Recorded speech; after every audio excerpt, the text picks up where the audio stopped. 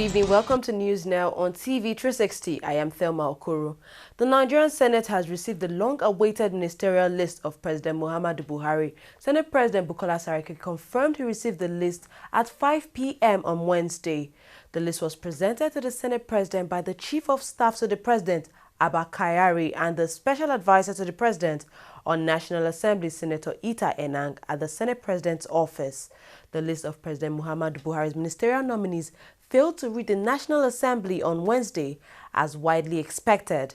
The senators who had eagerly awaited the list adjourned plenary on Tuesday next week. Still on President Muhammadu Buhari's ministerial list, Nigerian President Muhammadu Buhari has appointed himself as the country's Petroleum Minister. Addressing journalists on the sidelines of the annual meeting of world leaders at the United Nations General Assembly holding in New York, the president said he intends to remain the Minister of Petroleum Resources. President Buhari added that he will appoint a Minister of State for Petroleum who will oversee the day-to-day issues of the petroleum sector. According to him, this step is being taken as part of efforts to sanitize Nigeria's oil industry, which is said to be plagued by corruption, massive fraud, and crude oil theft.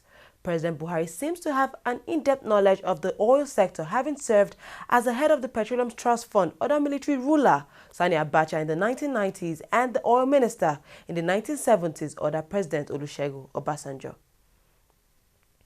In an offensive operation to clear Boko Haram terrorist enclaves around Gwoza local government area of Borno State, the Nigerian army said it had shot dead a notorious Boko Haram terrorist.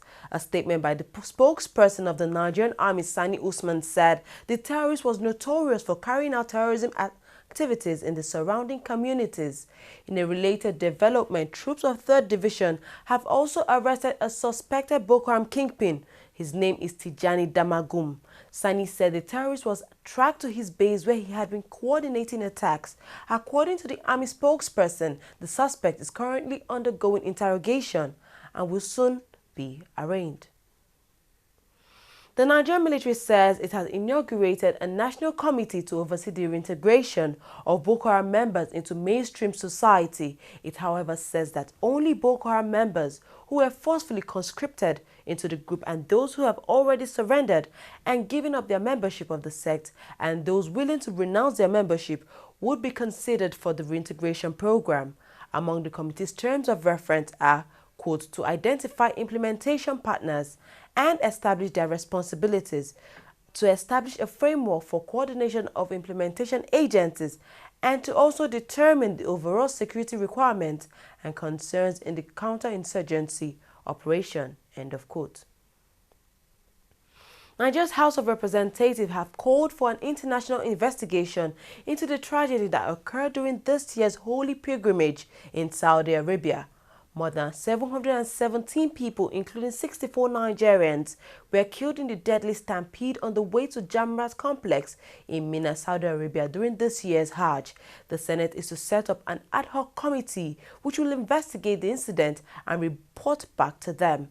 Both motions were passed unanimously in both chambers of the House of Representatives. Also calling for explanations is the Nigerian Labour Congress NLC. The NLC has called for a panel of inquiry to thoroughly investigate the deaths of the pilgrims. According to NLC President Ayuba Waba, with over 1,200 deaths, including earlier deaths caused by a crane mishap, the 2015 Hajj ranks among the most eventful in recorded history of Hajj. While commiserating with the bereaved families, Waba advised that the 805 injured, amongst whom were 61 Nigerians, be given urgent and best medical attention that they deserve.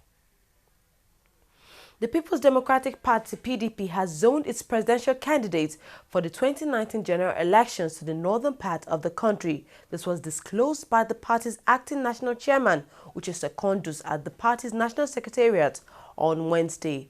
He said it was important for the party to act in line with the vision of its founding fathers so as to enable it to reposition itself and eradicate the mistakes of the 2015 general elections. He added that the National Working Committee and other organs of the party have resolved to implement the recommendations of the committee, especially those that have to be implemented urgently, including zoning for the progress of the party. Timmy Silva has emerged winner of the All Progressives Congress APC primary election in Bayelsa State. The APC flag bearer called on Timi Alaibe, who earlier withdrew from the Bayelsa governorship race, to work with the party to deliver governance in Bayelsa State. He called for hard work and unity, assuring that his governance will bring about the desired change in Bayelsa State. Silva emerged winner in the last controversial APC Bayelsa primary, which was eventually cancelled. The Nigeria Labour Congress (NLC) has denied reports linking it to an alleged call for the country's Senate President Bukola Saraki to step down due to his ongoing corruption trial. The NLC, in a statement signed by its president Ayuba Waba, said the Congress did not issue any statement to that effect, disassociating itself from the statement. The NLC president said, quote, "While the Congress will continue to support the ongoing anti-graft war in the country, it will, however, not support the removal of any public office holder without recourse to due process," end of quote. He added that the Congress, as a democratic organization, presumes all Nigerians, workers inclusive, are innocent until they are proven guilty by a court of law. The Yoruba socio-political group Afenifere has called on the federal government to bring to an end the nomadic system of rearing cattle to check the alleged criminality being committed by Fulani herdsmen in rural communities in the land.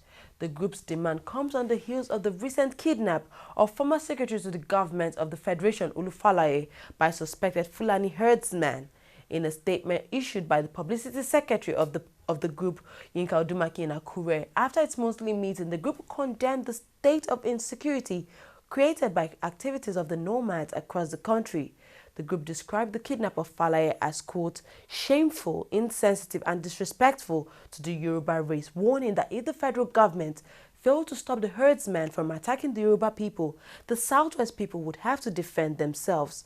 Also calling for the stop of the nomad activities is former Aviation Minister Femi Fani-Kayode, who also supported the call for Fulani herdsmen to be expelled from Yoruba land. Well, let's take a short break now. When we come back, we'll look at more news stories. Please don't go away.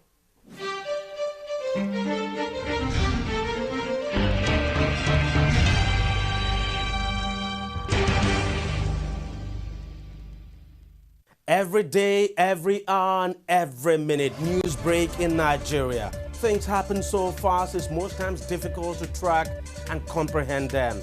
But that's what we do right here on TV360. 2015, would you want to come back again? It's like asking Jesus Christ if he knew he was going to die, will you want to come back as the savior of the world again? We do not just help you track the stories, we break them down, explore all the angles, analyze the issues so that you can fully comprehend the stories and use them to make the right decisions.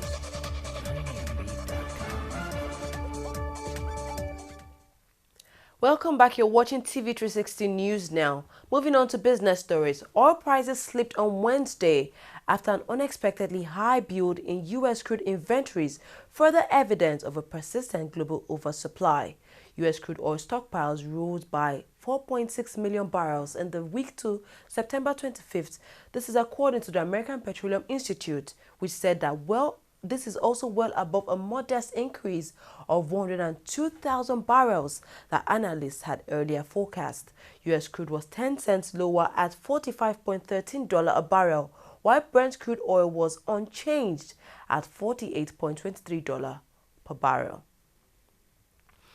On the foreign scene now, Russia has commenced airstrike on Syria after the country's upper house of parliament voted to allow the military to be deployed in Syria.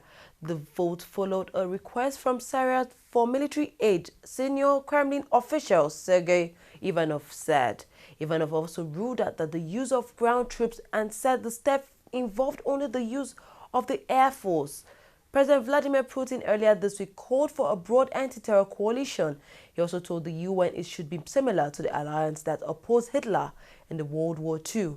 A US-led coalition has been carrying out airstrikes against IS militants in Syria and Iraq for more than a year. Syrian President Bashar al-Assad has said he officially requested military assistance from Moscow.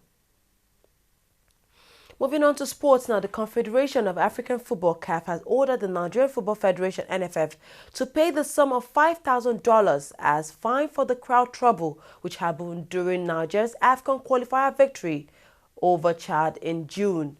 The decision of the continent's football governing body was released on its website on Wednesday.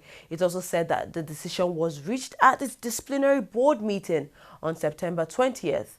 It said the incident happened as fans rushed into the pitch of the Ahmadu Bello Stadium in Kaduna after the Super Eagles scored their second goal in the game.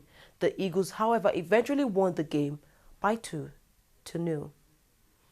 Super Eagles coach Sunday Olise has recalled Celtic defender Ife Ambrose as replacement for injured Kenneth Omeruo for next month's friendlies against Congo DR and Cameroon. Olise had earlier released a 24-man list for both friendly matches, recalling the likes of John Mikel Obi, Victor Moses and Odion Igalo back into the team. However, injury to Omeruo had paved way for Ambrose to stake his claim for a regular place in the Super Eagles after falling out of favour with Stephen Keshi in his final months in charge of the team. Well, we've come to the end of news now. We thank you very much for joining us. I am Thelma Okoro.